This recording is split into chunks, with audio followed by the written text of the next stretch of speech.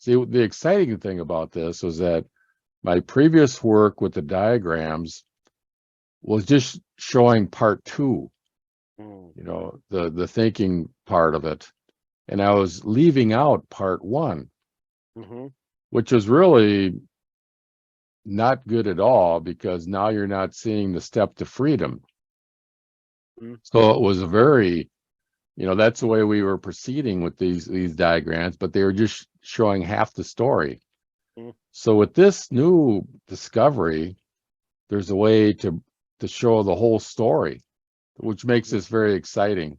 So each topic is an expression of these diagrams of this cognition process, going from case one, where the connection is broken, to case two, where it's unified. And that can be diagrammed out and shown in detail for each topic, which then really lays out, then that relates to the world outlooks, because that's basically shows the cognition process for each world outlook in each topic. So it really, way better than what we were working with before. Now we can show the whole story rather than just half of it. That's what I find very exciting about it. But it's still liking it a lot.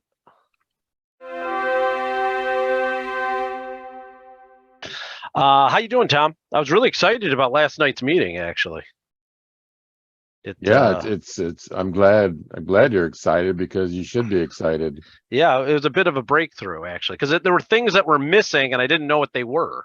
And it's like, oh, that's what's missing. I got it now. I look at it and it's very obvious and simple, just like all these breakthroughs are. It's kind of like, well, why didn't I see this at the beginning, Yeah, I felt like it was probably the clearest it's ever been to me. There's a few places where Steiner clearly explains his cognitive process. So, I mean, that's really should be the starting point. Yeah, exactly. Today, I thought we could see, you're good at taking a sentence and diagramming it. Yes. What we could do is go over that text, start from scratch. Yes. Go over the text where he explains his cognition process. And is that the text you emailed me? Yeah. Okay. And then, do your thing as far as how you would diagram that. Okay. Perception breaks the unity. Through my perception, in fact, through this specifically human way of perceiving, I, as subject, am confronted with the object. The human, and what word do we want to use as the predicate? Perceives? He uses confronted, which basically, it is, perceives. This causes the connection of things to appear broken, okay? The subject reestablishes this connection through thinking, okay? So we're gonna add thinking. That's kind of a quick summary of the whole process in that first sentence, or two sentences. The whole appears split in two along a line between perception and concept. Broken. The subject reestablishes this connection through thinking, and thinking appears. Thinking, actually, wherever it'll go here. The thinking has the percept and the concept, and then outputs the idea, and that is the union.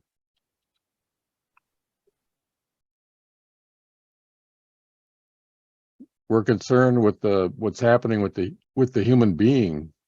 Correct. So the human being is separated, and the human being is unified, and that the human being relates to the thinking and the thinking content.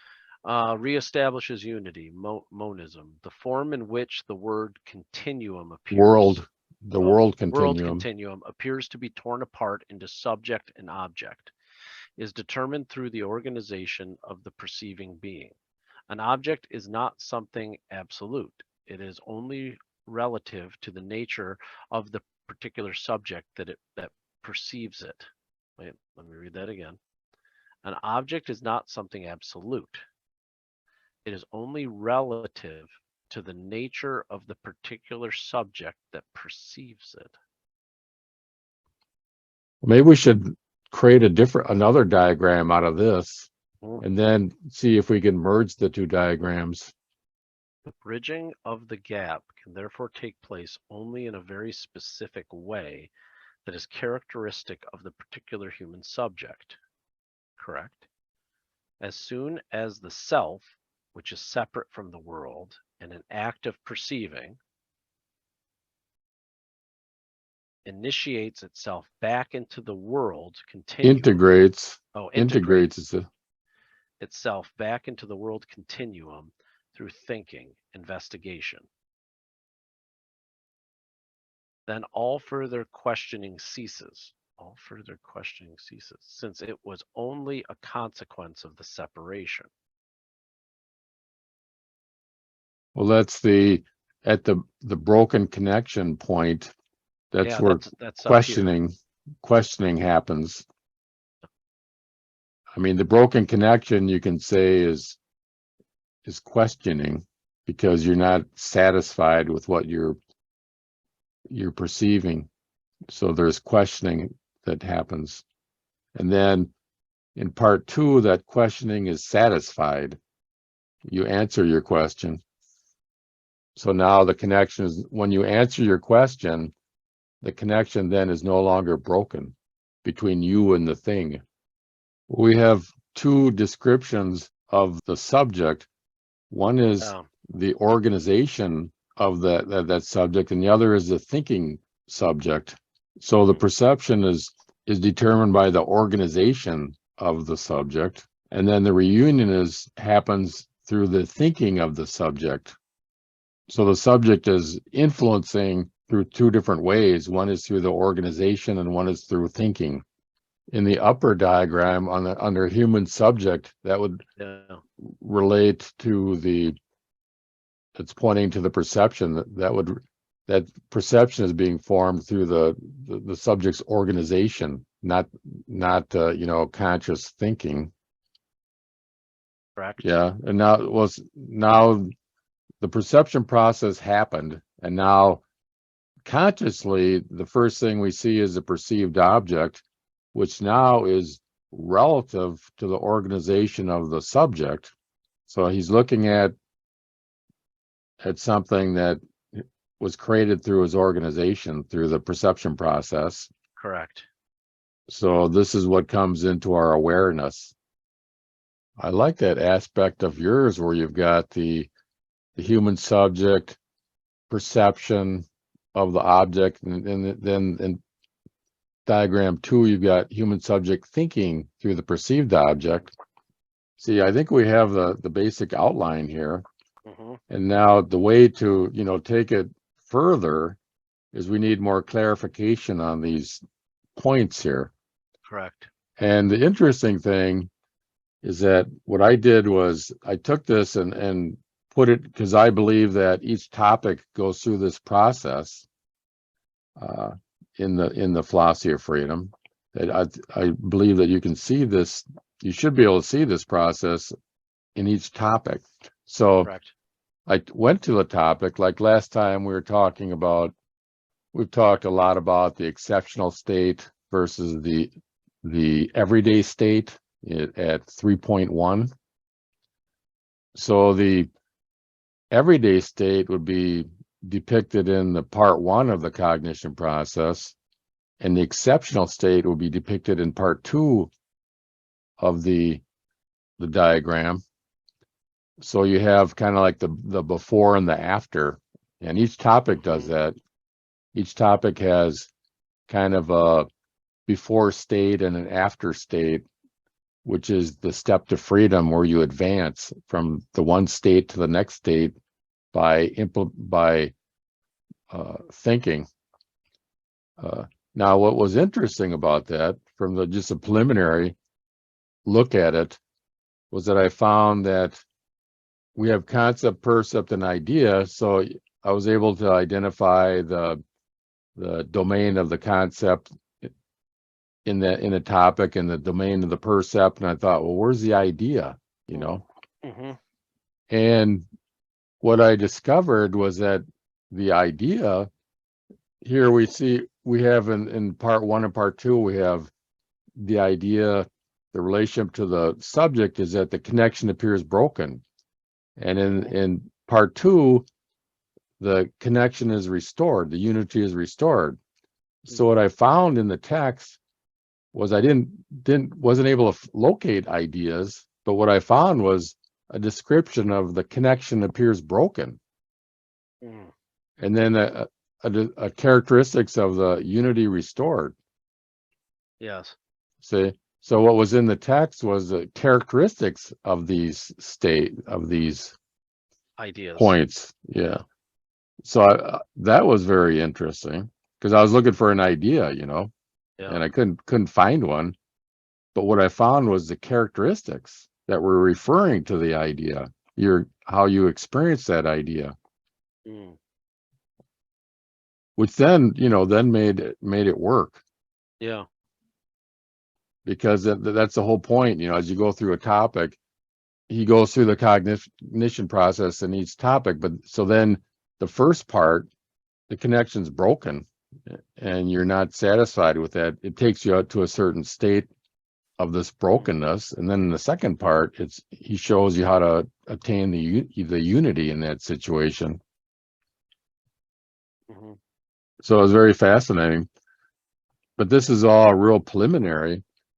See, I've gone through the whole book and listed out what I call the steps to freedom, which is the shows the comparative study, which I've always called it the comparative study in the philosophy of freedom of each topic, where he takes case 1 and then he takes case 2 to show you, and then compare those two to show you a step to freedom. With this diagram, I believe that it's depicting that case 1 and case 2 by describing the cognitive process of case 1 and case 2, and show you how you go from the broken connection to the unity restored. Now, this is still all kind of new theory. Yeah. So the next step is that I need to do what I did with the diagrams. See, the exciting thing about this was that my previous work with the diagrams was just showing part 2, the thinking part of it. And I was leaving out part 1, which was really not good at all, because now you're not seeing the step to freedom. So it was a very, that's the way we were proceeding with these diagrams, but they were just showing half the story. So with this new kind of discovery of, kind of really going back to the process of cognition, and now going back and applying it, there's a way to show the whole story, which makes this very exciting, because then this can be so each topic is an expression of these diagrams of this cognition process, going from case 1 where the connection is broken to case 2 where it's unified, and that can be diagrammed out and shown in detail for each topic, which then really lays out, then that relates to the world outlooks, because that's basically shows the cognition process for each world outlook in each topic. So it really, way better than what we were working with before. Now we can show the whole story rather than just half of it. That's what's I find very exciting about it. I'm liking it a lot. So, and it looks like you came up with pretty much the same thing, except with it's very interesting how you put that perception and thinking in a different place in its own circle, which really kind of adds a lot to it. Yeah. But what I'll have to do now is, get some experience with these diagrams and start diagramming. Maybe I'll go back to one of the chapters and start diagramming out in detail the expression of this in each topic, and then just see how it's working, get some experience with it. And then from there we can see, what kind of diagram is working. Yeah. I like it, Tom. I think this is actually a huge step forward. It's real huge. Yeah. I mean, we can really present the whole picture now instead of just part of it. Yeah, bits and pieces. Yeah. But we needed a model. We needed a model that fit the whole picture. And this is, I think, is the model that can fit the whole picture to tell the whole story. And most importantly, it brings in the growth, the development, the step of freedom for each topic in the book. Yeah. I mean, that's the whole point. It's a development of freedom. Mm. So that's what makes it so exciting. We can really map out the steps to freedom. Oh yeah, this is great.